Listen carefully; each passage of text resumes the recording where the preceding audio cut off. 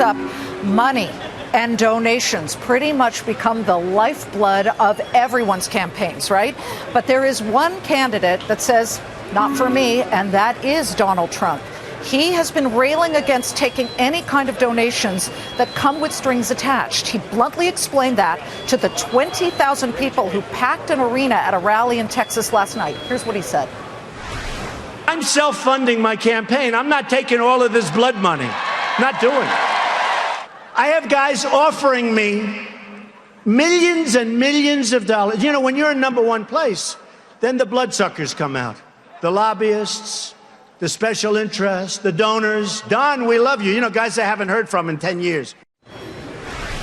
He does make a point, okay? As he rails against lobbyists and special interests, Twitter, either way, just made it very easy for anyone, both large and small donors, to give to any of the candidates. In essence, starting today, users can save their data with the payment service Square and then donate to the candidates without even leaving Twitter. So it's very easy for smaller donations. But taking it all in and taking it all on, we're bringing in the pundits. We bring in Matt Schlapp, the former deputy assistant to President George W. Bush, current Republican strategist and Democratic strategist and Fox News contributor Julie Roginsky, also joining us. Okay, Julie, I am not advocating in any way, shape, or form that only the independently wealthy can run for president. However, it does make you feel a little bit better about a candidate when they're not taking money from special interests, whether they be Wall Street or the unions. Does Donald Trump have a point here that might resonate with voters? It definitely resonates. Whether it's true or not is a different story. Don't forget, Donald Trump himself was quite a big donor and in exchange things, as he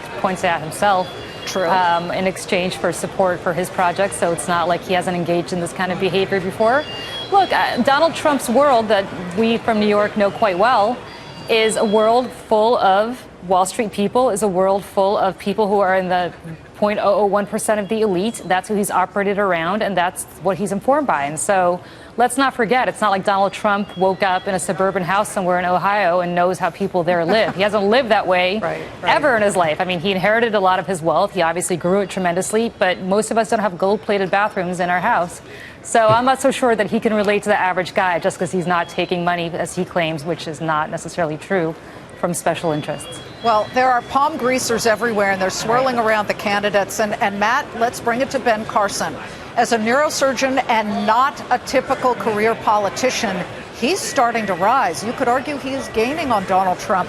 In the latest polls, you can look. If Donald Trump had about, I think, 27%, Ben Carson has 23%. What is behind this latest surge for Ben Carson? Well, first of all, Ben Carson is a very unique and extraordinary American citizen. He's getting to be a better and better candidate. And the more Republican primary voters hear from Ben Carson, the more they like him. You know, this harkens back to the race 4 and 8 years ago, where there's going to be a lot more fluidity in this race than people realize. These polls are going to go up, they're going to go down. I think the trend you see, Liz, between Donald Trump and Ben Carson, which is really interesting with their two very big numbers at the front of the field, is Republican primary voters are willing at this point to look at somebody who hasn't spent 1 minute in elected office. And that's a really interesting dynamic. Well, I'll tell you, voters on, I keep calling them investors because we're a business program, but let me tell you, It's the economy, everybody. So as we look at people from both sides, they're also very interested and attracted to Bernie Sanders, who is a senator. He has been in Washington. He had an unbelievably barn-burning speech at Liberty University that jam-packed people in, and these are people that aren't his traditional voters. There were some evangelicals in there. There were some real conservative students. Julie, Bernie Sanders is striking a chord with at least some people here. He is, and for the reasons that you just said and Matt outlined, Bernie Sanders has been in Congress for a long time, but look at him. He doesn't look your typical slick senator. He certainly is not perceived as part of the whole clubby environment of Washington, whether that's true or not. And so, again, and he seems very authentic, as does Ben Carson, as does Donald Trump. And juxtapose that with Hillary Clinton on the Democratic side and somebody like Jeb Bush on the Republican side, who look like they're very cautious, who look like they're very poll-driven. And voters tend to get that. And voters tend to say that we're tired of these politicians. They haven't delivered for us in the past. And we want somebody who's going to be authentic. And that, to me, is the story of the summer of 2016, 15. And we'll see if it goes into the next year.